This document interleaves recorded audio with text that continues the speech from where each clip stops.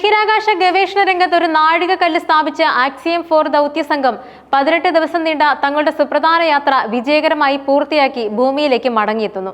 Indian വ്യോമസേന group captain Shubhanshu Shukla ഉൾപ്പെടെയുള്ള 4 അംഗ സംഘം അന്താരാഷ്ട്ര ബഹിരാകാശ നിലയത്തിൽ ചരിത്രപരമായ പരീക്ഷണങ്ങൾക്കും പഠനങ്ങൾക്കും ശേഷം കാലിഫോർണിയയ്ക്ക് സമീപം പസഫിക് സമുദ്രത്തിൽ സുരക്ഷിതമായി തിരിച്ചെത്തുന്നു.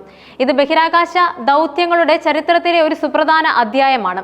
കാരണം ഇത് സർക്കാർ സഹായത്തോടെയുള്ള ലോകത്തിലെ രണ്ടാമത്തെ സ്വകാര്യ ബഹിരാകാശ ദൗത്യമാണ്.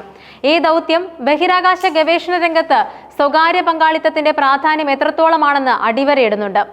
ആക്സിയം 4 ദൗത്യം കേവലം ഒരു സ്വകാര്യ സംരംഭം എന്നതിലുപരി ആഗോള സഹകരണത്തിന്റെ ഉത്തമ ഉദാഹരണം കൂടിയാണ്.